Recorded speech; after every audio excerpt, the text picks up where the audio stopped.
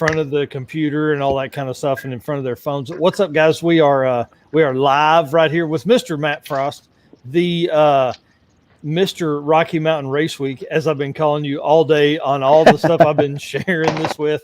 So I'm excited about this. It's going to be a ton of fun. We're just going to have a good time. We're going to talk about some 1.0 stuff from this year, 2.0 stuff coming up. Obviously, next weekend, at this time next week, we will be racing. That's right. I'm excited. Yeah. It's going to be cool. I've got to get some drive tires mounted on the Narcs cart between now and then because I was doing big burnouts at the children's shelter today. So you burned through them, huh?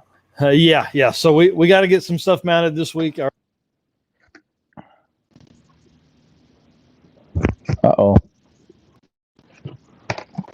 Is that on your end or mine? Can you hear me? How about that? Oh, there we go. Hey, here's what you don't do. You don't hit the mute button on your on your thing. So for everybody that missed that, Hawassi Tire and Lube is our tire sponsor for the cart, and I think we've gone through like 6 sets of rear tires on that thing. So yeah. So we destroy them. That's why you got to have tire sponsors, right? Yep, that's good though. That means you're out doing stuff that's good for people too. So yep, that's exactly right. Out running, driving around, all that kind of stuff. So driving is what we're going to be doing next week, dude. Are you ready? No, I'm just like everybody else. It's always last minute. I've been working that damn truck and that thing. I think I finally got it wrapped up, but oh my god, that was I took on a huge project. So. Yeah. That's too funny. That's funny. Yeah. So we're just going to start right in here. What do you got left to load for the command center? So we still haven't got our second shipment of shirts yet. So when that comes in, they still have to be bag tagged and boxed. Just still working on the first ones that were here. You see that big old pile of boxes we had. So I don't know what it comes out to be. It's like almost like 4,800 shirts or something like that. I don't know. It's something crazy. Dude, that's awesome. So we got all that stuff to get loaded yet. I always wait and wash the Mini Cooper, check the oil and stuff in it before it gets loaded. Golf cart, I got a new golf cart because my other one blew up at 1.0. We lost the motor. So I got a golf cart, got to get washed and get put in the trailer. So I mean, we deal with the same problems everybody else does, even on this scale of the command center. It has issues too. So basically still everything. I just have to get everything loaded in the trailer. We'll probably work on that in the next couple of days, but I just got done. I finally just finished putting seats in what we call the road towed truck that we just got done doing. I just got the air conditioning fixed and got it back Friday, and then I just finished putting the seats and stuff in it today. So, dude, that's crazy. Doris Laws here says, "Yeah, make sure the Mini's ready when I need it." That's right. It's ready. That's awesome. So for the folks that are new that are watching this, hopefully, tell people what the Mini Cooper is. Tell them what it's for, what it does. So it's funny. So I picked up the car and ended up having people who don't know anything about Mini Coopers, what happens to them is, it's kind of going off subject, but they have a little vacuum pump that runs the brake and stuff. Well, it runs off the back of the cam. Well, if those don't get replaced within 60, 70,000 miles, that thing locks up and it stops the cams, and the cams don't have keyways or nothing on those cars. So it shears the bolt off, and all the chain and everything falls out inside of them, bends valve. So I picked the car up. Most people won't mess with them because they got to take it to BMW, and it's like $5,000 or $6,000 job. When in reality, it's 600 or 700 parts and about 8 hours to do the job. So anyway, I did that. I got the car, got it all put together, fixed. And it's just our parts in the car. It's what you guys use when the cars. I use it at home. Parts running is pretty much all we use. Here's when I got to go get some parts. I jump in it because it gets 20 miles a gallon, and it's like a little go-kart. And with driving big trucks all day long, driving a go-kart's awesome. So I go get parts in. It's what we have for you guys, so that if you need to go run and get something from the store or parts or whatever, it's readily available for you. Yeah, that's awesome. And that's really cool. Like, I've never done like drag week or anything like that. And so Rocky Mountain Racing is the only thing I've ever done. Well, I've always just known that you could jump in the Mini and run and get parts if you had to, Yeah, that's kind of awesome. Something special on our part, just because it's nice to have that avenue. How hard it is, especially if you're already in race mode and something happens or whatever, and you don't want to convert your car all back over. You can just go there and grab it. So. Yeah. And, a lot of times, like once we get away from really the first stop, like we're on our own, That's right. I think this year there's more. I feel like this year there's more road weekers on 2.0 than there had been for 1.0. So I'm excited about that too. Have more people being around us and all that kind of stuff all the time. So yeah, that's really grown a lot. I think, God, I don't remember how many we had last 1.0, but I know that she was saying already we have like 60 people signed up for it for 2.0. So that's great, man. That is so great. And it's really good because I think that part of it itself, it's good in two ways. One, because if you didn't get into either of them, as far as their actual racing side of it, you still can have lots of fun. And two, it gets anybody that has cold feet or maybe doesn't want to be the first, show up to the first one not knowing what's going on or whatever. You're already seasoned by the time you come in to be a racer if you've done that because you know the ins and out of everything. Yeah, and Road Week folks travel the same exact route than Race Week folks. So that's the other cool part. Like I think that's what a lot of folks need to understand is like you're literally like there's a convoy of 350 cars taking the same exact route, stopping at the same exact checkpoints. Now they may be doing it at 2 a.m. because they leave the night before, right?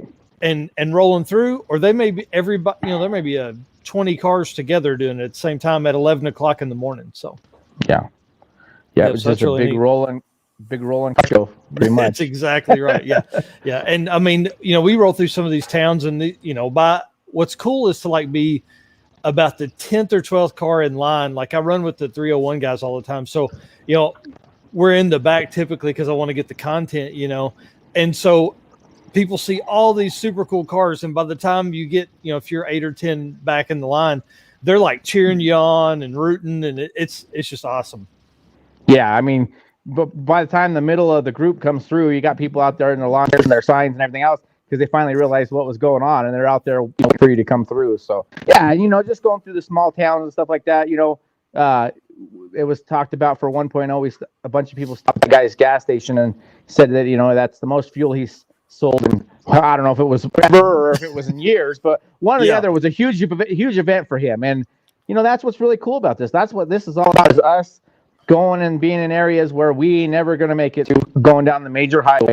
We get to go to these small little towns and wake that town up for a little bit and just give those people something to do. And if you can help them along the way, heck, that's even just a plus. So, well, and, I was thinking about that because I think when the Mac guys were on, I was talking about, you just even if you're on vacation and you're going slower and things like that, you still don't take the 2-lane road. You're still day 2, I guess day 1 is Oklahoma City, but day 2, if you were going from Oklahoma City to Enos, Texas, you would never take the route we're going to take. Right. You're never going to just jump on a 2-lane and end up, I don't know how many miles that road is, or how many miles that trip is, but let's say it's 250 miles by highway. We would probably go 300 that day. Yeah, it'll be a little bit bigger. I mean, I have to confess I didn't do the route this year because we just didn't have the time. So I actually, Chad lives down there, Reynolds. So Chad did for us, and it sounds like it's going to be really awesome. I'm kind of excited to not know the route myself for a change, so I get to be surprised. So man, that'll be really cool. That is kind of exciting on that end because there's what people don't understand about this, and I think it was a couple of weeks ago you had posted about getting, or maybe Adam posted about getting messages from people, hey, I want to do my own race week and own drag and drive event, type style. Do you have any pointers? Well, the biggest, I would think the biggest thing is just the logistics side of it. Getting 300 cars from each track to each track, and people don't think about the time that goes into that and the hours and hours and hours of spent on just Google to figure out the route you want to go. Well, and just, sometimes it's winging it too, to go through the towns and find those historical areas. But, we always try to find something historical, something that's meaningful to stop at, patriotic or whatnot. That's a big deal for us. I mean, it's important. Yep. I look at what we do with these drag and drive events is just as much American as anything. This is it's the basis of what this country was founded on, in my opinion. The automobile. And that's what, and it's hard when you can't really not talk about politics. You can't really not talk about all the stuff that goes on with electric cars and all that stuff when you talk about these kind of events, because it's all plays a role in what we do, and with the stuff that's going on with, the emission stuff now and the EPA and all that, which is absolutely retarded, because it's not anything that has anything that's affecting them, but it's just another way to kind of stick it to us. And, that's, you hate to get on that bandwagon, but you really have to be paying attention to that. And this is the kind of stuff that you do, because it's going to affect us in the long term. And I've been saying that for years. I always talk at the drivers meeting a little bit about some of these things, about who you're voting for and paying attention to these kind of these things, because in the end, it's going to affect us. And to me, when that changes, when the car culture changes and we're not allowed to do what we do, at that point, I feel like we've lost. We've lost the America we know is lost at that point, because in the reality of it, in the biggest grand scheme of things, the car culture brings everybody together. It doesn't matter what race you are. It doesn't matter what color. It doesn't matter anything. It doesn't matter. It doesn't matter. What gender you call yourself or whatever. We don't care about any of that stuff. When we all get together, we just go do what we don't care what your politics are. To a certain extent. Obviously, we want you to be this way because we have the cars and we want enjoy that it.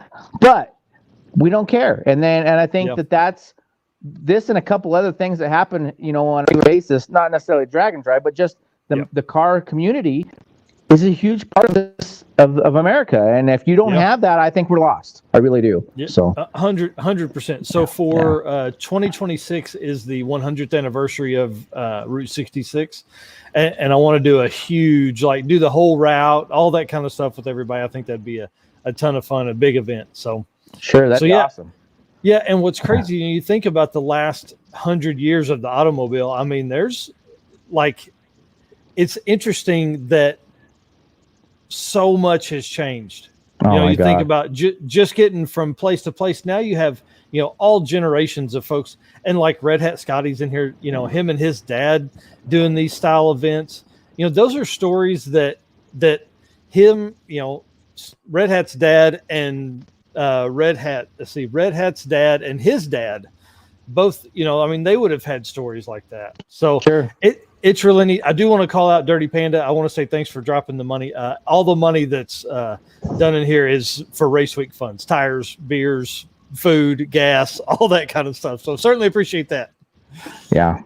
No, it is. It absolutely is where, that's my history, my family. There were dirt cart racers back. My great grandpa had dirt cars. My grandpa was, he owned a couple of stations throughout the years. And man, it's cars and mechanics has been, that's my family. Yeah. That's our roots, and then and trucks and semis and all that stuff. So it's it's hard to wrap your mind around that. And it's great because we can connect those generations with what we do.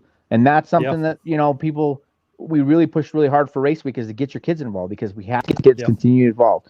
And it is just the culture and the difference. And if you really think about it, look at the way cars look today. A 2019 to 2021, it's almost at the end of the day, can you really even identify what cars what anymore? Because they all look the same, Nope. So there's no personality to it. And that's okay, I understand the electric car thing. I get it. We actually are going to have electric, a Tesla come, on 2.0, and it's probably going to be, super fast. And it's cool. To an extent, I'm intrigued by it. But on the other hand of it, I hate them, because there's nothing. They're trying, the way that it looks now, the way we're going forward is there's no personalizing your vehicle the way that we do now. I don't care. I like everything. I'm to the point, if you've got a low rider, that's awesome. If you've got an import, that's awesome. I can appreciate every aspect of what culture brings because I am aware of that's your own individuality, and that's you're doing your thing. And as long as you're involved, that's awesome. So, Yep, that's cool. Today at the shelter, we had a lifted 95 Cadillac limo. On a pull them out. We had a lifted 95 Cadillac limo on a Power Stroke chassis. We had the cart. We had my little brother's MG. We had S2000. We had Whipple Charge Mustang. I mean, there's all kinds of stuff. And those kids, they wanted to see it all. So that's always cool. That's right. Yeah. And that's what's neat about this. A lot of folks, you park and you come back, and everybody that I talked to for 2.0 last year was excited to be there and willing to talk. Yeah. I think that was probably the neatest part. And then to be able to be a fan and a spectator, I guess, at that point, and be able to like come in, walk through the pits, talk to all these people, and it just gets more people jazzed for it. So, well, it does. And that's something that, it's great because I feel like with what we're doing, the names that have been doing it for, 30 years or whatever aren't necessarily the ones that run our event. And that's okay because we're making our own new heroes and people to look up to and to follow and all that stuff. But to watch some of the other people from long ago or that are doing some of the other events or whatever, and the way that they are sometimes with the fans and just turn away, it's like, y'all got to remember how you got there. You didn't get there without those people, So that's right. That's right. You got to constantly remember that. And that's one thing about the people that we have in our culture of Race Week is, there isn't one bad apple. I don't think. If they are, they don't last in our event very long because we usually weed them out, as a whole. But we have a lot of great people that are going to, they're going to stop and take that time and they're happy to be there. And it was really good. Like for 1.0, I was, because of probably the fact of that everybody was cooped up or whatever for the COVID or whatever. But you're right. I didn't hear anything. There was nothing negative, during the event. Everybody was just happy to be there for sure. So yeah. And 2.0 is going to be even more fun because I'm going to be there. Right. And I can't wait. What's crazy is I've never had an issue with the cart. Never, ever, not one time. And I go to start it the Friday before because we're going to come to Great Bend for day one just to hang out. And the stupid fuel pump, the plug came undone, and I thought I had to put a fuel pump in it. So I worked on till like 10 o'clock the next morning, just trying to make it to day one so I could hang out with my friends, And then find out it was something simple that man, it broke because you were looking at all the major stuff. Oh yeah. I like ordered, I went in and I called O'Reilly's and AutoZone and found a pump, and they were going to have it that morning. And I get out and I pull. It's a Grand Marquis, so it's a pain in the ass to pull the pump system out, and I do all of that and find that out. And I was like, there's just no way I can make it work because it was like 11 o'clock when I figured it out. So you haven't cut the access hole so that it's easier to get in and out of there now. Well, right. What's crazy is like the access is behind the rear axle, so it's just enough room for your arm to get in there and kind of hold it and So we've got it fixed now. Extended some wires, so now if I have to change it en route, it'll be easy. Be in nice. And out. So yeah, I'll only dump like 6 gallons of fuel on me. So all right, man. Let's get into it. So I want to start. I just you've been on before, so if people want to hear the backstory of Rocky Mountain Race Week and where it started, they can go listen to that podcast. So I kind of want to go, 1.0 and forward. I do want to talk about like how many drag and drive events you have competed in, and then kind of your favorite all-time, maybe Rocky Mountain Race Week story. Gotcha. Competed in, I think I've done 3, maybe 4. Drag Week was the first one, and I've done several of our own. One year I missed out because I ended up having kidney stones like right before we went. So I took the 55 and I ran it at each track, but I didn't actually go down the doctor said that there was no way I was going to be able to make the trip. So I just, was more in a comfortable vehicle and would do that. But yeah, so that was, so that's it. And then I think now, with 2.0, so total events that I've, with what we put on and what I've raced 9, we're going into the 9th one. So that's awesome. Yeah, that is awesome. It's amazing. And it's funny, you have 2 a year now, and really before last year, you didn't have 2. And the reason you had 2 last year was because of Drag Week canceling. And so I'm happy that happened because really June is hard for me and the Rocky Mountains are hard for me. So this later in the year event works perfect. It's harder on my wife because she's taking care of the kids stuff while they're in school. But like, it would have been really hard for me. It would have been another 2 or 3 years. Like I'm planning to go next year to 1.0. So, the second event now you've got people all talking about when's 3.0 going to be. Right. Well, and 2.0, and that is exactly why I did it, just to fill that void. And then, it's a little bit different because it feels like it's condensed a little bit more, with it being Sunday through Thursday or whatnot. But it's more of that hardcore. It's more of the hardcore type of deal versus the laid back family deal. obviously the kids are in school, so it's less likely you're going to have as many kids come or whatnot. But yeah, so it's kind of like it's that little bit more hardcore event, and it's awesome. Like we had such a great turnout with that, and people just really wanted to see it happen again. So I'm like, all right, well, we'll do it again. And I have been looking at something different with maybe doing a third one or whatnot, where maybe that'd be our full-time career. I'm still a little nervous about it, but I can tell you, I was unbelievably floored that we sold out so fast for 2.0, just like we did 1.0. I mean, 1.0 took lots of years before it got to the point where it was ready to be sold out in that time frame. It, the last couple of years it sold out, but not in the frame, not in 3 minutes. Like, it was insane this year. So, and then I have to be on the other end of it, like, was this just I have to be pessimistic, I guess, a little bit about the whole situation. Is it just because it's after COVID and everybody wants to get into it, or is this a long-term thing? So I'm a little bit skeptical, but I'm not either, because it seems like it's grown so well and there's so much support behind it. I probably could do a 3.0, and I probably feel confident that would help you. So. Yeah. Yep. So I saw a post you made the other day. I want to holler at Jared Klausner. He says 1.0 tests the cars to the limit, 2.0 tests the people. I will contest to that. That's true. Yeah, absolutely. Yeah. By about day 3, it's a little rough. So I had seen the other day you're talking about putting on like a real race, like a race. So that's exciting.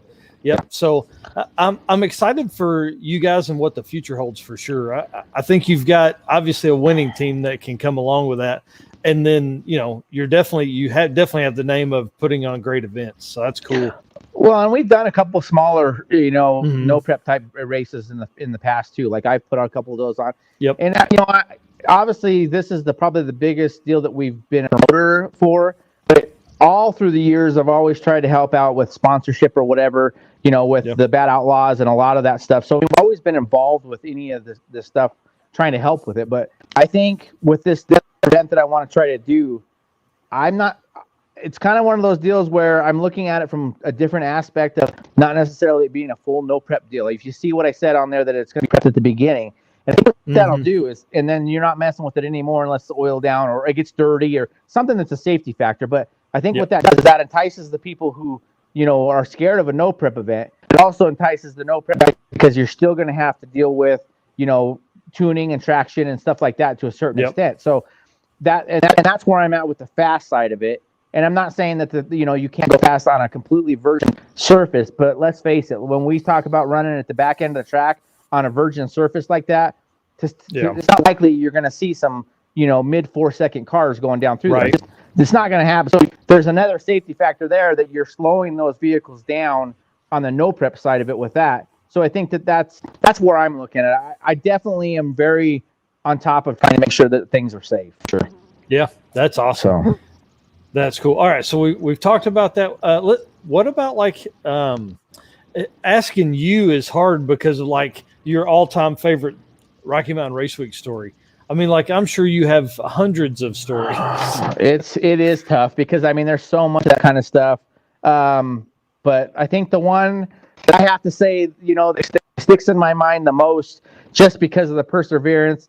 We've had a lot of people do stuff where they've rebuilt motors, they've done this, they've done that, but Hank Kronk is probably hands down one of the most badass guys that there is out there as far as keeping his car going. If he could weld the rods back together and put it in there, that's what the dude would do. But the one where they push the head gaskets out of it, collapse the tubes inside the radiator, and they took and spent $500 and some on ice and put on the motor to go over Rockies to make it to Bannerman. Now, there's a lot that's real hard to do something like that.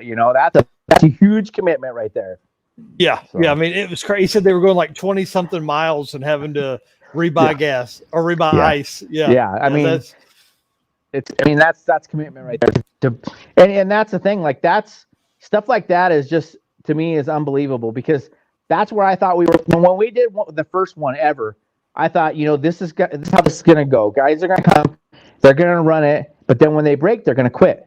Because they're not serious. I didn't figure they would be this serious about it.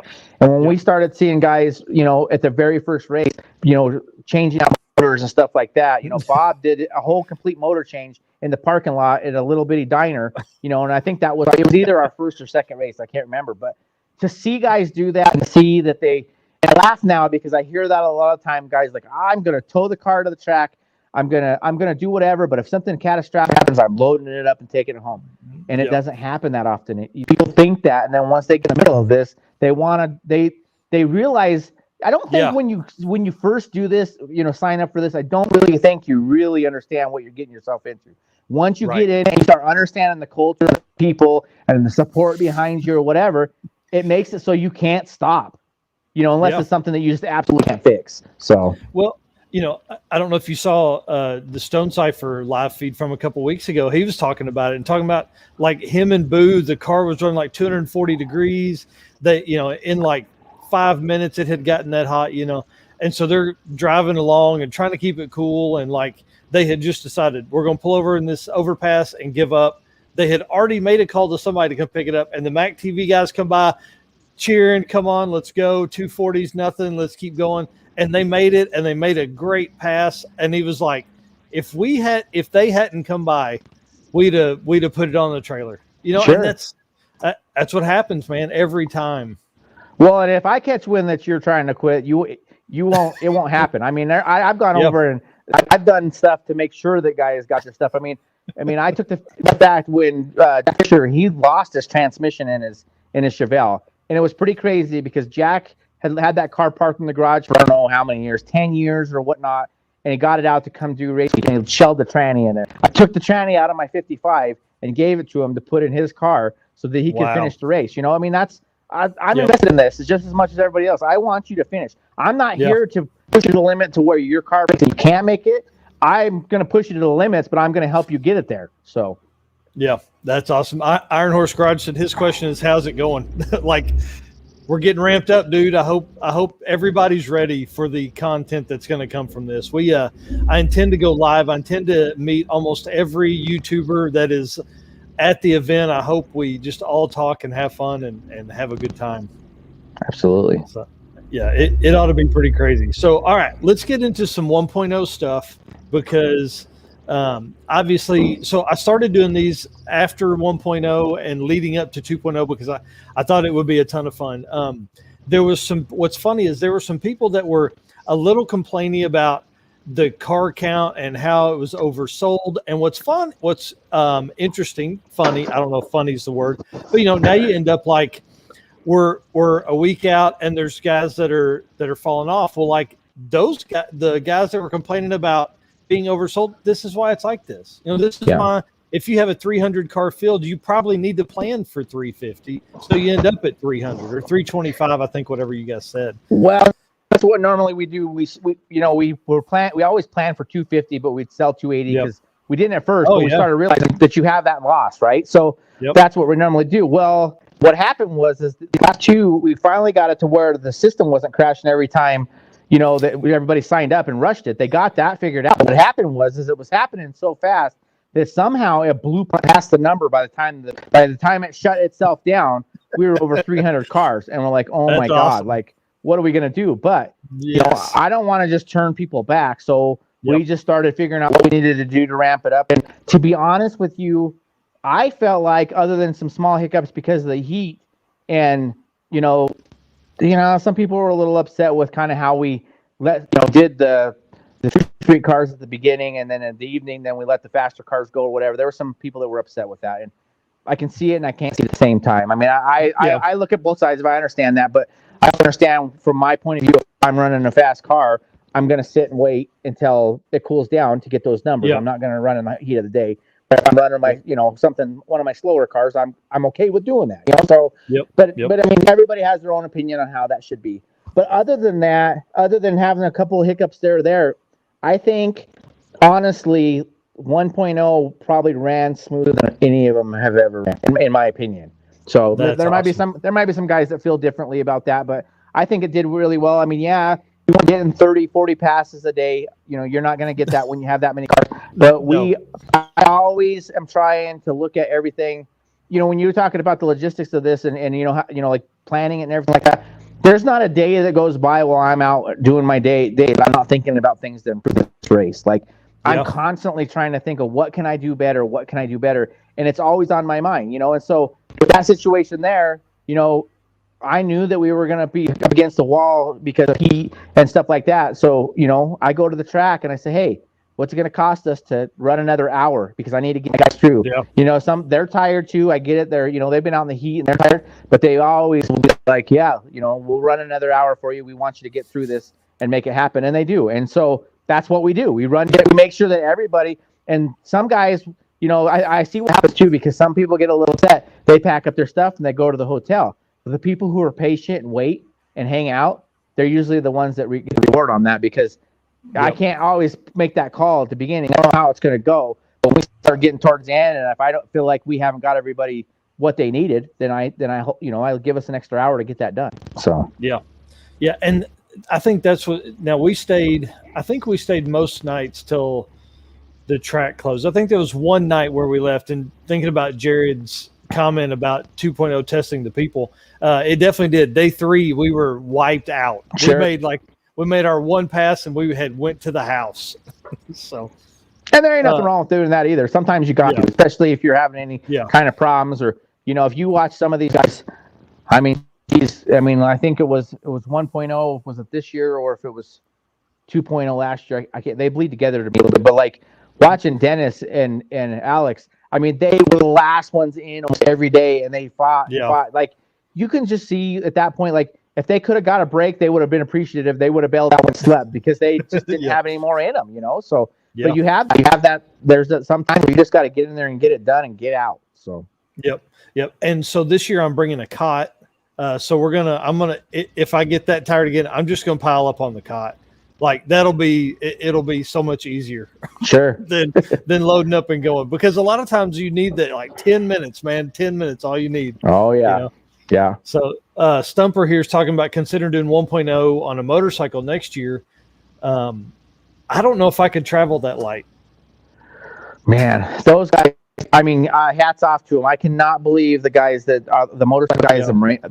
It's amazing. It's amazing to ride that many hours. And you'll see people, oh, whatever, that's not that far. Well, let me tell you something. After you're out in the heat all day long and running your bike, and then you got to pack up and you got to make that, put those miles on there, and you don't have any creature comforts. Not even a windshield, not nothing.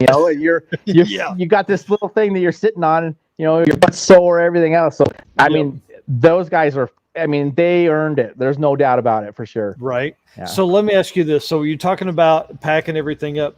When you did the event, were you a trailer guy? Or you a yard sale guy? You pack everything in the car? What do you do? I think with the new setup, we'll definitely have to use a trailer. But we got both. I have this very small, basically Harley Davidson motorcycle trailer. It's super small, enough to put oil in there, just your essential, and then pack everything behind the seats in the Nova. But we do the last one we did with the car. We did everything. Everything was packed in behind the seats in the car. And you know what? It was one of the awesomest times, because the only thing that we had happen was we lost the alternator belt coming out of there on day 1, and the car never gave us another problem the entire week. That's awesome. Yeah, 7-second average or whatever, not 7.0, but in the 7s, and never had a problem with the car until we got back to Bandimere the last day. I ended up losing the timing belt, and it crashed some valves, but it was after I already made the pass it needed to make. So, that's cool. I think we laughed at that point. I said, if we do this again next year, we better bring everything and the kitchen sink, because we're going to need it. You're not going to get that lucky again. Yeah. We just lost we just used every bit of luck we had. So, yeah. Right. Yeah. So Jared's talking here. He says, track till midnight, find food at 1 a.m. if you're lucky, sleep at 2:30, up at 6:30 to do it again. Wouldn't change it for the world. I'm going to tell you, the first 3 nights I edited videos and uploaded till 3 o'clock in the morning. And then we were up at 6 again. It's crazy. I love it. It's amazing. You need a vacation from this vacation. Oh yeah. Well, it's the same thing for us. Like by the time everybody gets their times turned in, their tickets turned in, whatever, and especially like doing this at 11, run until 11 this year. So then you figure we probably don't even get packed up until midnight. And then generally I'll go drive through the pits and check everybody, make sure who's okay or who needs what before we go back. And then you get to the hotel, and then there's people out there. So then you stand out there and talk for a little while. Yeah. So at the end of the day, by the time we get up in the morning, you only had a couple hours of sleep, and that's all week. So, Yep. Yeah. Yeah, and this week, what's funny is like this week's the week there's a lot of guys that are still working on stuff that I get pictures, and you see the RMRWers Facebook group, like there's guys that got motors out, pulling motors back out, today to get them ready for the weekend. My little brother just posted, I'm pushing real hard on the MG to take it. He had the longest drive he had in it today, and it's been a 5-year build. So, I mean, like, we're literally right here against it, so. Are you ever really ready, though? I mean, even when you think you're ready, you're not ready. Like, it's one of those things that it doesn't matter up until the minute that you leave out that door.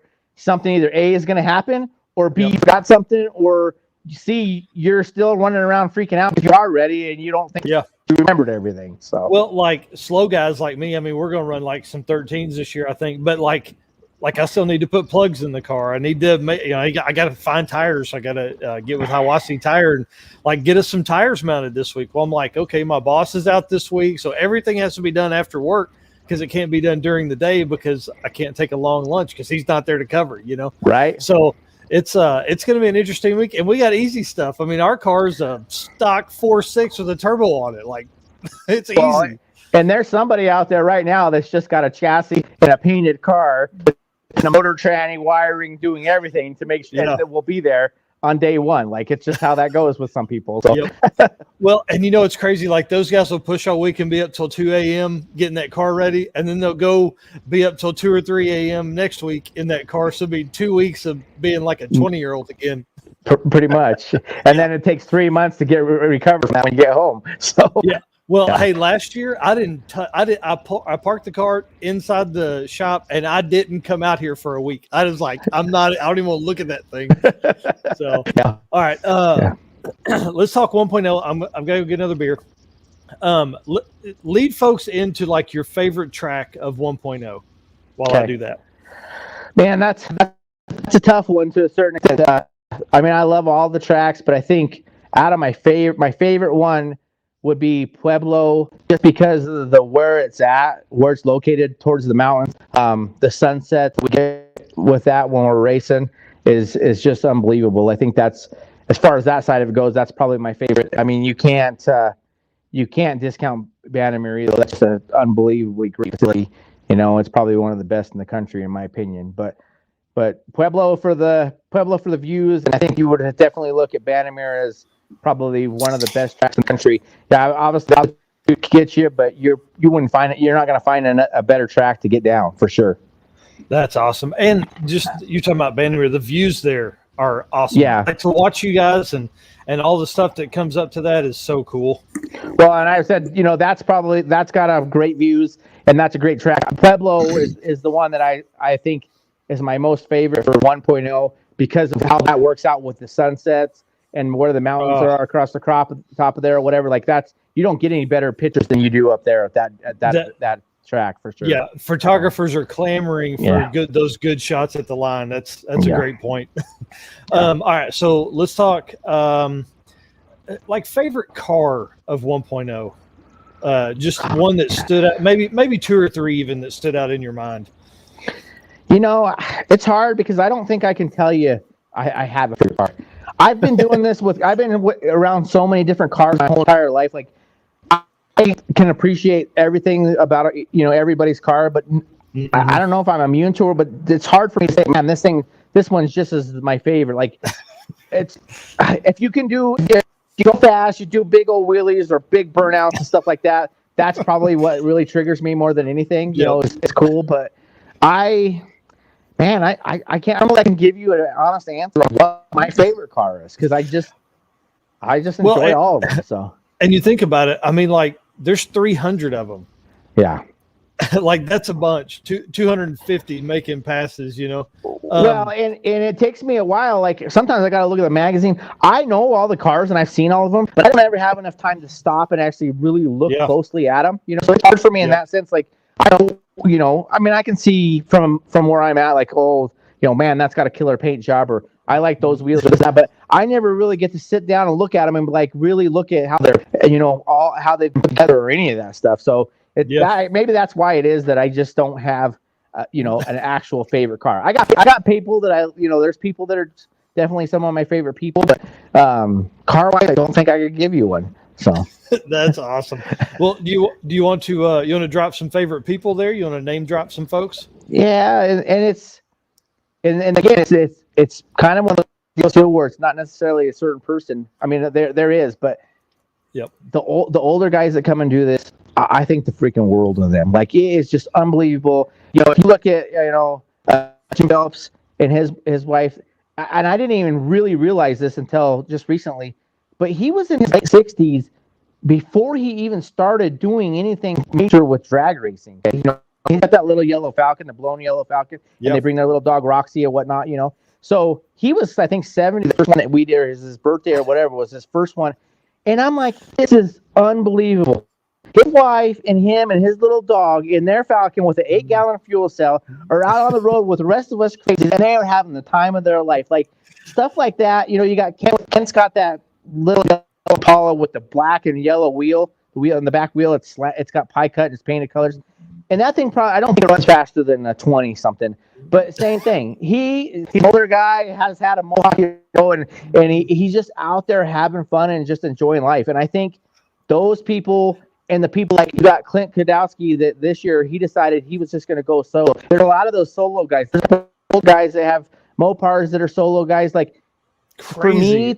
For you to be that secure with yourself in your vehicle and just do something like that, and the guys just show up that are just going to find a ride with somebody else. They just throw all caution to the wind, show up, and I'm going to go ride with somebody, and it may not be anybody I've ever even met before, and go do these things. Those are my favorite people. The people that are just, I don't know that I would do that. I don't know if I would want to go by myself. I don't know if I would just show up and be like, hey, dude, I'll be your co-pilot or whatever. Like, I am those people to a certain extent. It's just cool that they can just go do that for sure. So we had discussed, I think it was Stone Cipher and I, or maybe Boo, was talking about just co-piloting. Like, and just like you said, literally nobody, no plans. You just go wing it, man. Hey, can I jump in with you? Hey, I need a ride today.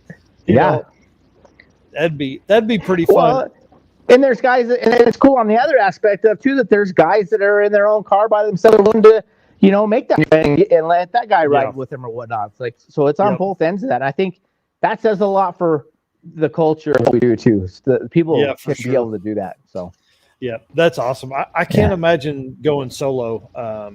I need somebody to talk to for sure.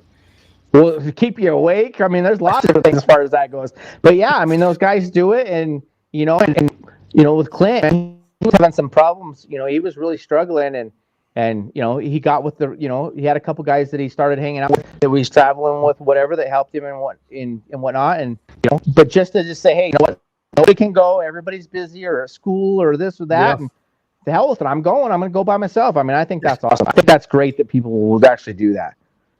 Yeah, and being such a cool event, like, it doesn't take them a day or so before they're talking to somebody that's going to convoy with them. Sure. And then eventually maybe even find somebody to ride with them. All right, so let's switch it up a little bit. Let's talk about it's hard because a lot of the past guys have been racers, obviously. So you guys are toting the command center there. What, like, roadside repairs, anything like that you've encountered, you've had to fix on your own rigs? As far as our command center, I've had one tire blow all these years, and that's the thing with it. I mean, other problem I had with when I was running the Dodge is I ran out of fuel a few times, but you're like, I just got to get to this next one. Yeah. So I've had a couple of those. With the car, I mean, the Camaro never really gave us any problems. We had some big issues at drag week with the Hulk. I put some used rockers on it. One thing I'll tell you right now: do not ever buy rockers from a drag week. Any drag and drive event person, if they're selling their used rockers, if you're going to be doing a drag and drive event, do not buy their rockers. If you're going to run it at the track, that's fine, but do not buy them if you're going to do a drag and drive event, because you will end up on the side of the road. And we broke a rocker probably We broke every rocker on the car, like literally. We would either break one on the road, or we'd break one after a pass, or we'd get the car switched over to go to track, and we'd break a rocker. Like we went through all of them except for, I think, 2 rockers. We replaced every one of them on the car. So, God. and That's awesome. and then unfortunately we were like 200 miles away from Tulsa, and I don't know if it was a rocker or if we had a spring or what, but we dropped the valve, so we didn't even make it to the back. But yeah, don't ever buy used valve train parts if you're going to be a drag and drive guy and you off a drag and drive guy for a drag and drive car. Do not do that. Yeah. Oh yeah, no problem. This engine made it 2 race weeks with these rockers. Yeah, exactly. Nope. Yeah. Stay away. Yeah, stay away. Run fast. Oh, that's funny. So I had heard at 2.0 that you had a welder in the trailer. I think you actually helped people repair some stuff. 1.0, I think you put a couple exhausts back together for folks. What are some of the spare parts that you typically carry in the command center there? So I went and bought a new welder for this year that we'll be able to do together. And a spool gun if somebody needs it or whatnot. So I make sure we had all that. We got a bigger generator so that we can run it. But yeah, as far as stuff that I carry on truck is spark plug wires. I do a lot of plug wires. I do it's more Chevy stuff, unfortunately, for most people, and not LS because I'm not an LS guy. But plug wires, sugar caps, plugs, oil, gas. I carry both E85 and regular fuel, so that if somebody breaks down along the road, if I have it, I'll give it to them or whatnot. And then just miscellaneous stuff. Make sure that we have a grinder, and make sure that we have any of the tools that a guy could use, zip ties. Just an assortment of basically anything that I have spare in my garage that I think that somebody could use to load that in a trailer. So spare parts, alternators and stuff like that. And I've saved quite a few people with some of that stuff. So it's crazy that people don't come and ask you if you have anything, but there's a lot of people that have. I've got belts, I've got springs for the wastegates. There's lots of little things that a guy might be able to get to limp along that I have with me. So that's awesome. Jared Klausner says the motion trailer is a game changer. Oh yes, absolutely. I mean, unbelievable. Those guys with them standing up and loading that trailer full of everything, and that's what we were looking for. We've been talking about it a while. Was trying to get somebody to be able to do that, and when they, when Doug decided, hell, I'm going to do it. I'm like, that's awesome, and it seemed like it's pretty decent for them. It works for everybody, in that aspect of. And the biggest thing was fuel pumps. I was really talking to RMRW and some of those guys. I was going to start carrying the pumps and stuff with me. And then that's kind of when Doug's like, hey, I'm going to put something together. We'll carry the pumps and do all that. So we're pretty good that way. Cool. Yeah. And what's really neat, you think about like for a guy like me that, does this for fun and stuff like that. Like you guys do this for real, and like for Doug is always posting in the Rocky Mountain Race Weekers group, all that kind of stuff. And, they asked a couple weeks ago, hey, we're bringing a trailer. What do we need to bring? Tell us. Right. So I think that's what's cool about, and especially like you doing this, it allows people to meet the guys that put these events on, allows people to meet the business owners in the world that's going on here, and, ask questions and all that kind of stuff all the time. So that's really cool, I think, is especially as we go forward. So, well, and it's really a great relationship with a lot of our sponsors, because a lot of our sponsors that we have come from them being a racer out in it. That's what sold them to be a sponsor, and it's what's really great is this community of racers too is very conscious about making sure that they buy their parts from our sponsors. So it goes hand in hand. It's a very good relationship we have, and it's it's really cool to see. I push for the sponsors to come bring their own vehicle. Come on, that's what this is really about. Outlets and all that stuff. Like when they came in and did what they do, like it's just awesome to see all these guys show up and really get involved with what we're doing. Yeah, it's going to be exciting, and that's really neat as far as like especially seeing you grow, because like we still have our stickers on from the sponsors of last year for Race Week. So I'm excited. We're just going to it's going to be a sticker bomb for that car, because we're just going to go right over the top of them with the new stuff. So that'll be cool. And it's grown a lot in that sense too. Like we've had a lot of the years, it's been, racers at our smaller scale that helped us keep that money going to keep it going. And now we're getting to the point where we actually have those legitimately big, companies that are wanting to come and be involved, and they're really, they really want to be involved. So it's come along with that. way. I won't ever forget the guys that helped us in the beginning, that have, all the small people that have helped. And, and it's funny because some of that stuff, we've left on there for years. Maybe they didn't sponsor the next year, but we didn't have all those sponsors. Everybody's like, oh, you have all this. Well, it really, we didn't. Like, you got to have something out there to show somebody that, you can't just be like, oh, well, there's no sponsors with this event. That doesn't help great sponsorship, right? So, you're right. So you had to wing it for a little while to make that work. Yeah. Yep. That's well, and I think one of my favorite stickers is like it's somebody and their racing friends. I love that. You know what I mean? Like, that's so awesome for somebody to write a check to help the event. I know what it's like to put on events. I know it's a bunch of money and time and things like that, and you just have to pay for stuff. And to pay for stuff, sometimes you need some help. Yeah, absolutely. We're not all millionaires, So no, and that's awesome. What people think that, like, they don't understand. And I'm sure people run numbers on steel too, and like, oh man, they're making a killing, but you don't realize all the small little costs of everything. I mean, and the thing is, every year right now it goes up, especially. Yeah. I mean, I hate to say it, but as you start doing better and you have more volume, your prices are going to go up because, well, either those people are helping you out and giving you a discount to get you going, and then that's going to slowly get your money back out of that somehow, or they see that you're doing well and they're going to start charging you more for that product. It's just the way things are, right? So, but when you start looking at that, I mean, it's just like with the steel prices. You would not believe how much the freaking trophies cost now, just because the steel price went up. Yeah, I didn't even think. Like, those are things you don't even think of, and like, it added all that money to the trophy, because you do top 3 of every class. I mean, that's wild. That's why, and there's 11 classes or something crazy. So there's 18 now. Holy shit! So it's 40. What's that? 54 trophies. That's crazy. I mean, it's hard to even get them all hauled to the track because trying to stuff all that stuff in the trailer. My trailer ain't big enough anymore for some of the stuff we're doing. God, that's awesome, dude. That's crazy. That is crazy. So, all right, let's pivot to 2.0, because obviously I'm excited. 2.0 isn't 2.0 anymore. It's race week, just race week. But on the website, it's still listed as 2.0. So if folks are interested in finding more information, do that. What's your most anticipated track for this year? I mean, obviously Noble. I mean, you hands down, as far as that track goes, it's just unbelievable. Like, I think all the tracks that we're going to are great, but I'm kind of excited to see it. I've never been there. I've heard it's a great facility. I think that's going to be the highlight for me, I believe. Yep. I think so too. And I've got family, a huge car family in Dallas area, so they're all coming. So I'm excited. We would have never hit that track, and I think, except for Tulsa, all the other stuff I've never been to except on this event. So I'm excited about that. I'm really excited about I think Arc City, Kansas, or Mid-America Dragway, whatever they call it. I think it's going to be fun.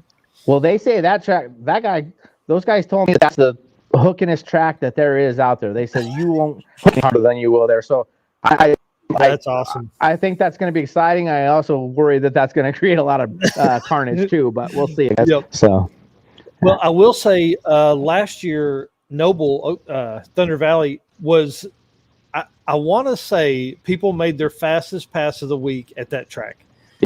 The cool thing about that is we're going to be there twice this year. So, like, I mean, as an example, for us, we ran 15 1s and 15 2s all week. And at that track, we ran a 14.8 on a hero pass.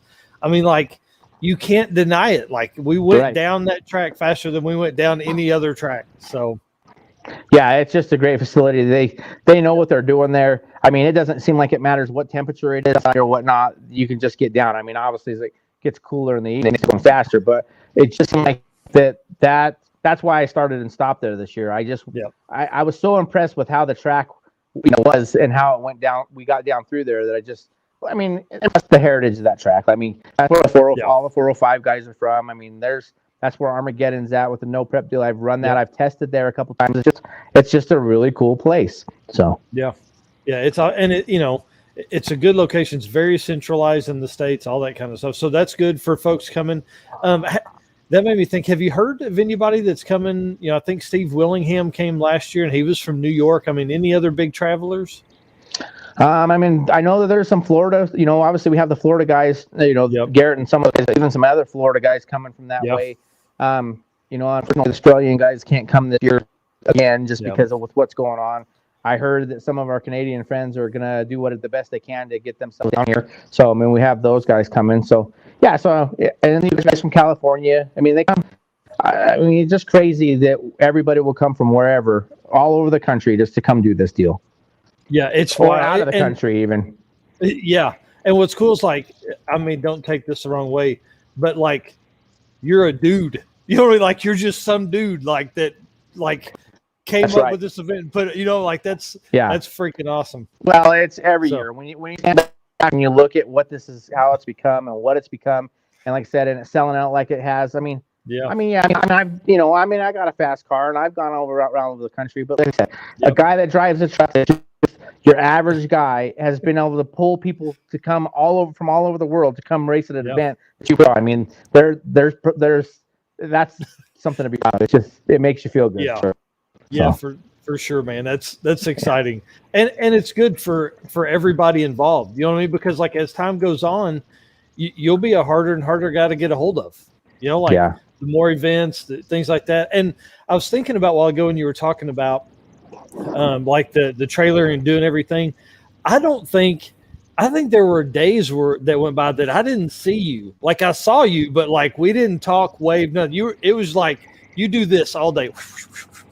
You know, always moving around. I'm always out there. I mean, that's one of the things that you can say that are different than other people's is we're on the ground level. We're out in the heat with you.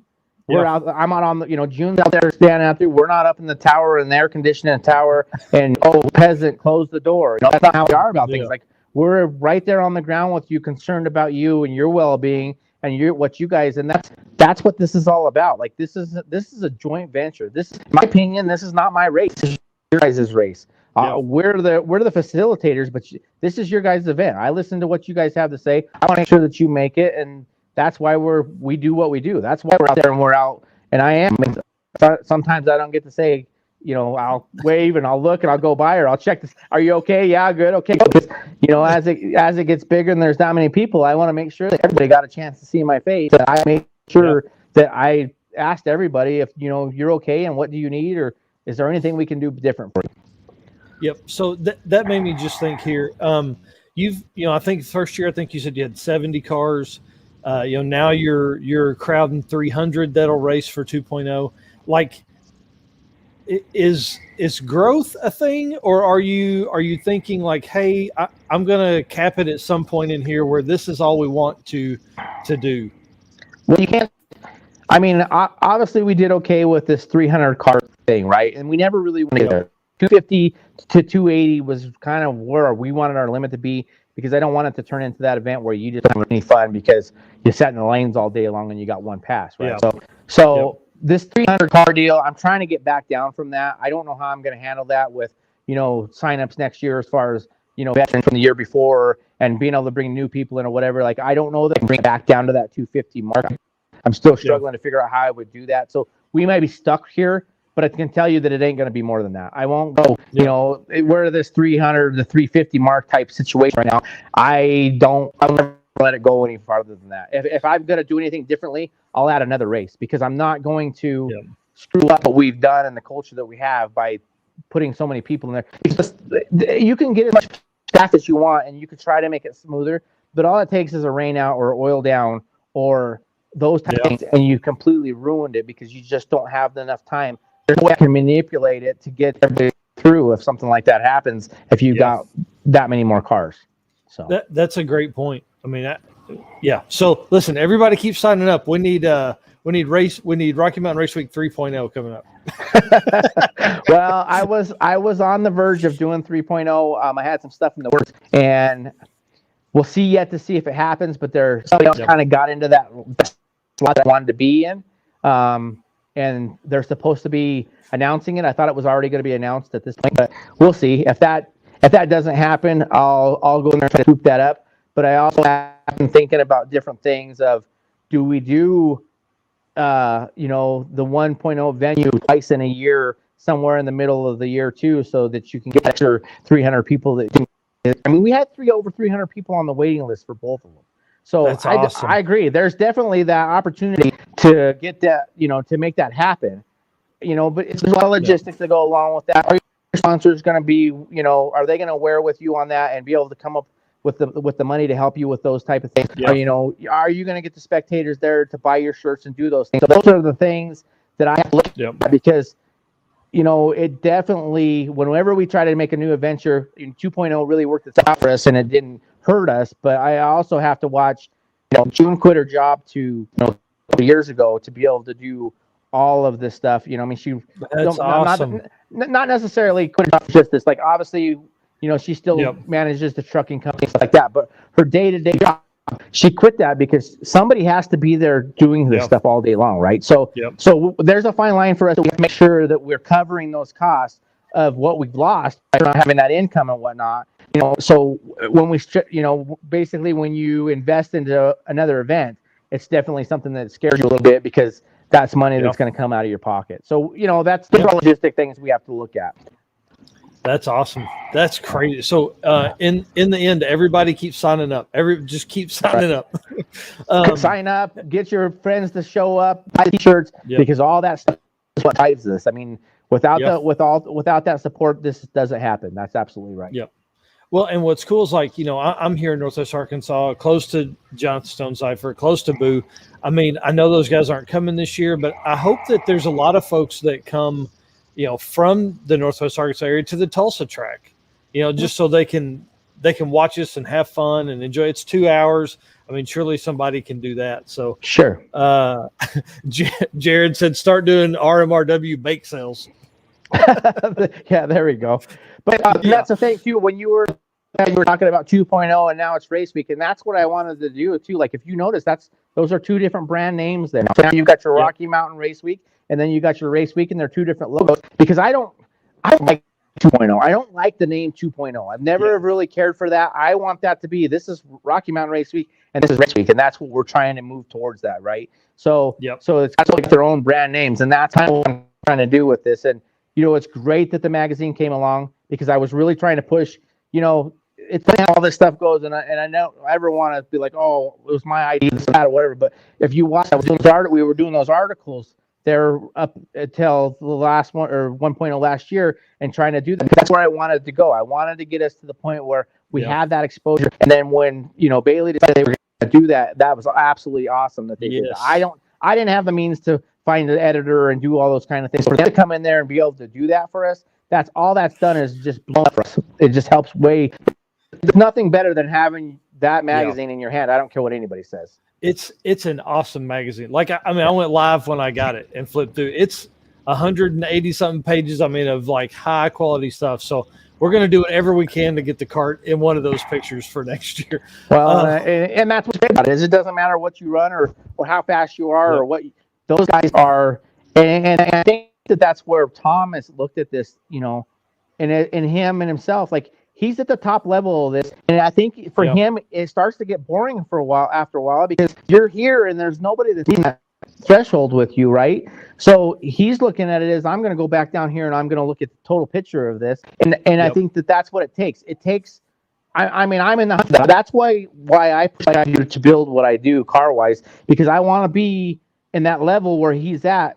I want that. I have a car that can compete, maybe not as fast as his cars, because obviously we're talking about two different makeups of cars. We're talking about something that's, light and whatnot, and pro mod style versus a steel bodied, stock with car or stock Nova, right? So, but I still want to be there, and I look for guys. That's what's great about with Royce and Tom McGilton and all those guys that are. They're moving to that level, and that's what's keeping this going on the upper end. And then you got the guys from the lower end that started as a 20-second car that now is a 17-second car that next year might be a 9-second car. So we're recreating that movement. And when you have a magazine that actually helps with that, all that can do is make that better. Yeah, it's going to be awesome. Anthony Harville says we need a Fred Frost Freedom Race here. Yeah. Oh, Fred, he hasn't gotten much lately, so. Yeah. That's awesome. Adam needs us to completely do everything we've already done. He's just got here, so he said what he missed, don't leave anything out. Well, I don't think we can reduplicate that. He's just gonna have to watch the replay. Right. Anthony says the magazine gives me the opportunity to relive 1.0 at any point just from opening it up. Always a smile. Love sharing it with friends and telling the stories. Also was my first magazine picture feature. So that's pretty cool. Yeah. And a couple copies and have your kids get their scissors and cut it up and hang it on their walls and stuff like we did when we were kids. So that's all I remember when I was, there were some girls in there too. The hot rod magazines and whatnot, we cut those up and they were on our walls in our rooms, So yeah, it's tearing pages out and thumbtacking them to the wall. That was what was up. All right, let's keep moving here. How about because this is a big thing for racers. How do you guys handle meals? Because you're literally like, you guys take the route, you get to the track, but like, what do you do during the day? I mean, like do you eat? No, we are moving so. Actually, this year was probably the first year that we had something, and had scheduled meals. But most of the time, by the time the day's all shut down, me and June look at each other. Did you eat? Did you know? And then of course everything's shut down. So then we don't eat. Yep. Right? So we have some friends that are coming with us this year that are actually bringing a cooler full of stuff.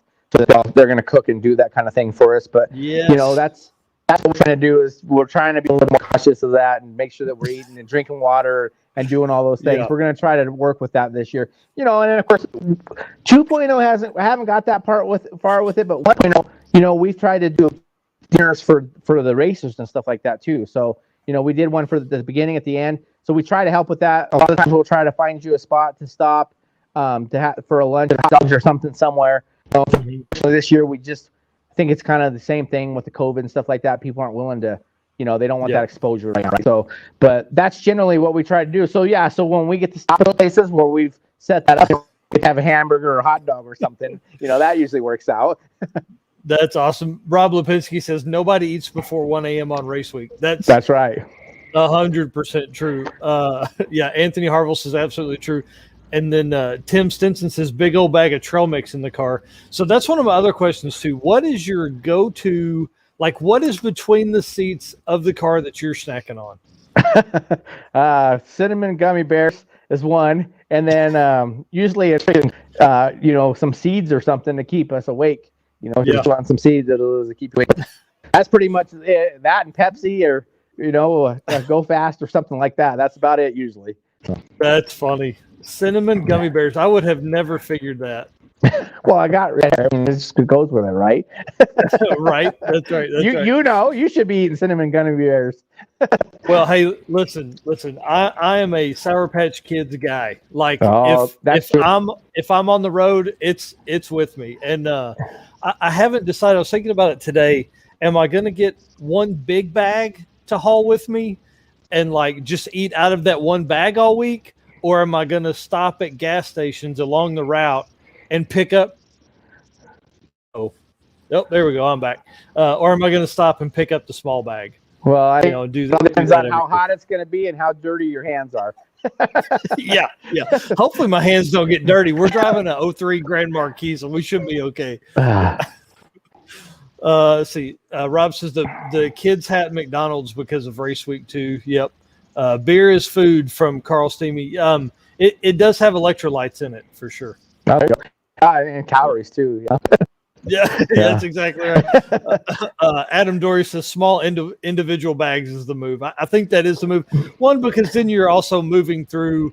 You're having to stop at the gas station. You're having to spend money. You're supporting somebody along the route. Well, and not to mention, I mean, I don't know about you, but after 60 miles at a time in one of these cars, you kind of need to get out and get moving around a little bit. So yep. And I think that's probably the other thing that's the most fun about this is, typically 60, 70 miles is about all you're going to go before you're stopping for a checkpoint or gas, right? Typically more gas. Yeah. But, that does, like, you would never, when I drive to get to vacation, I'm like, we're going 300 miles without stopping. You know what I mean? Yeah. You guys can't drink nothing in the back because we ain't stopping, right? That's right. Yeah. You better get it now. You need to go pee before we leave. Let's roll. And this event is not like that. So I think that's like for newbies, I think that's probably the biggest thing for folks is like just the slowdown of pace. I've told the story a whole bunch, and for everybody that's heard it, you're going to hear it again. The fourth day when Stone Cipher had the wheel bearing go bad, it was the longest. We were up 22 hours that day. It was crazy. It was long, and it was the day I recorded the least amount of footage for the entire trip because I was finally just slowed down enough to enjoy what we were going through, Sure. Well, and that's it. That's a huge part of it. Like life slows down with this, and you get to, I mean, that's what the saying "smell roses" are. I mean, literally, that's kind of what we're, thinking. But that's where you're at. You slow down and you're paying attention, and you have time to talk to people that want to come up and talk to you about your car or whatever. Or you stop looking at something that you wouldn't have ever seen in your life if you didn't go through that way. So. Yep. We stopped with I think Carlos had a rocker on one of the. On what we had just turned on some road, lost a rocker. Anyways, they were fixing it. Well, like there were all of these llamas or donkeys in this field. So like for 20 minutes, we messed with the donkey. You know what I mean? Like just throwing shit, beers, all that kind of stuff, I think that was what Colorado City or something like that, or Sugar City or something. We got stopped for Joe Barry on one of them. He had something wrong with the tire. Same thing. There were some donkeys, llamas, all kinds of stuff out there. So we're out there. Same thing, messing around with them or whatever. They're all out there looking at us like, what the hell are you guys doing in a podunk town, So but it's just cool. That's just the fun part of what we do for sure. Yep. I can't count how many times we would pull up and somebody would be at the gas station and their uncle had a car exactly like so-and-so's car. Yeah. You just don't get those stories without stopping at the gas station. Oh yeah. There's always that uncle that had that car just like that one too. It was fast as that one, but it's that kind of stuff. And it's fun for us too, because we try to stop if people are broke down and, obviously the 301 guys are always broke down somewhere. So that's kind of like an annual thing for us. If we can get off the road, we go hang out with the whole group on the road for an hour or whatever while they're messing with their stuff, and then we go on our way, and then 7-10 hours later they're rolling in. So that's exactly right. That's exactly right. That's too funny. And they're such a good group to hang out with. I feel bad because I haven't had any of them on the live feed, or this will eventually turn into a podcast. So I had them on for last year's kind of newbie prep stuff we were getting ready for. And I'm definitely going to wear them out during the week. So they'll be on a bunch of live feeds and a bunch of the videos during the week for sure. There you go.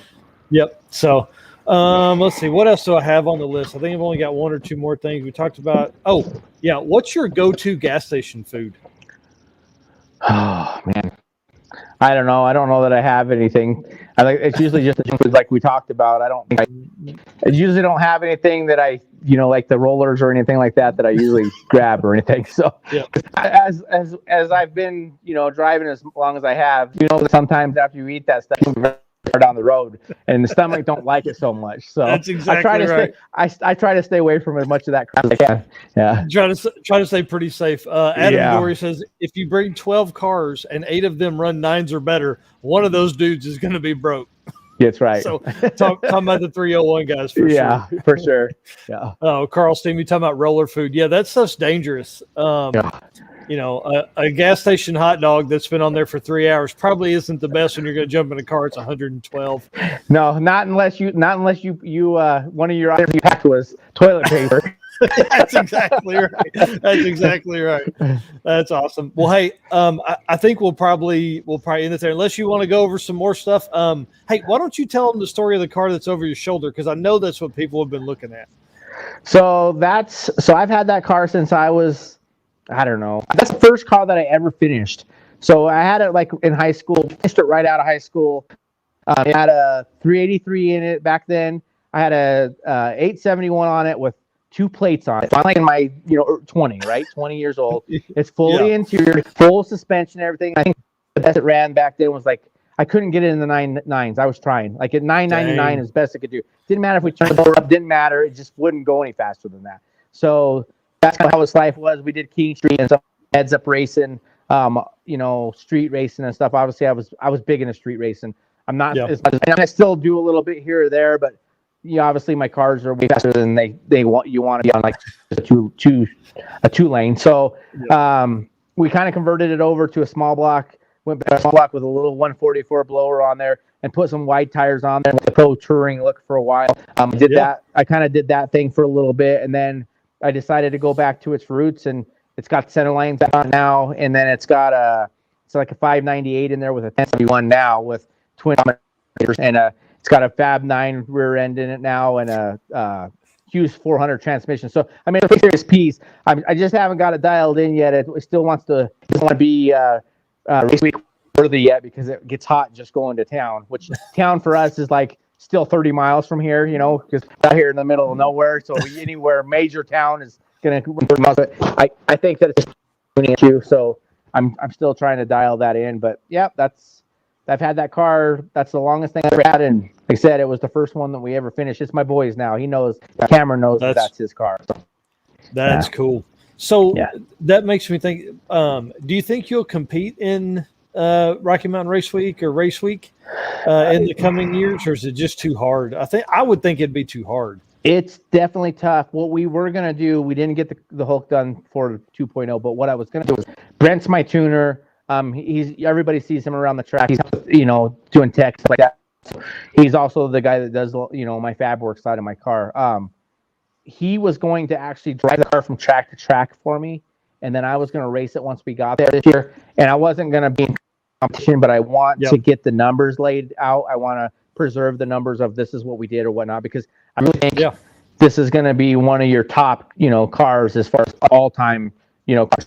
So that was what we were going to do with it this year. We didn't get there. So that may be what we do with the first one next year. And then, but yeah, as far as my own events, it's pretty tough for me to be able to commit my whole time of driving and everything to be able to do that. There's times if I wasn't there on the ground, things could have catastrophically went bad to the point of people couldn't come back, so.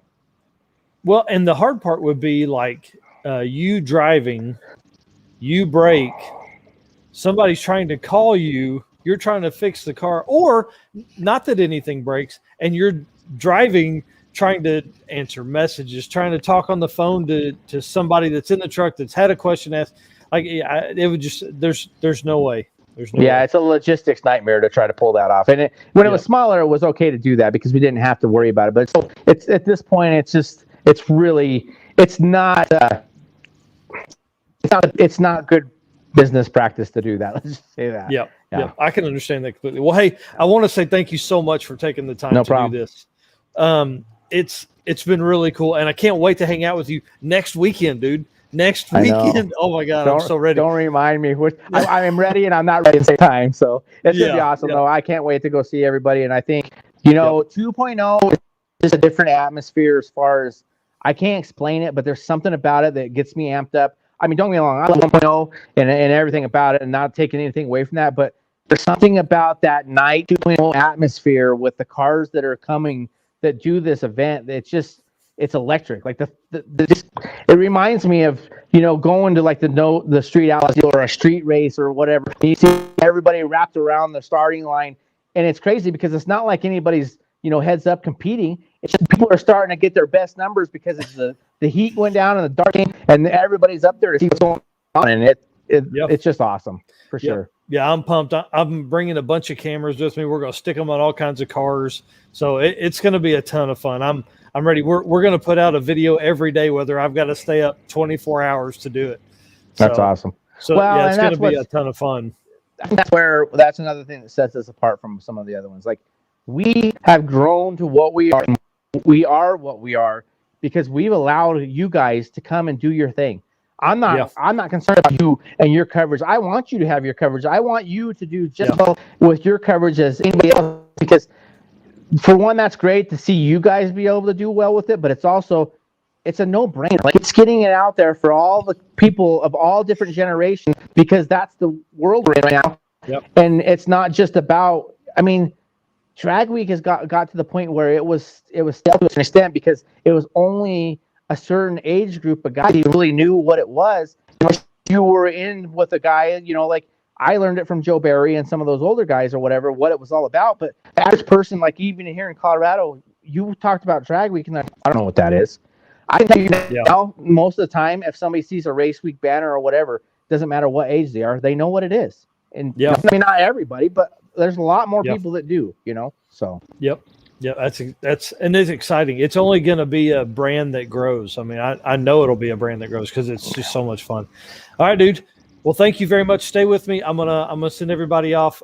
Just if you aren't subscribed to my YouTube channel, please do it. We're gonna have a ton of fun. All right, I'm ending the broadcast. Stay with me, and we'll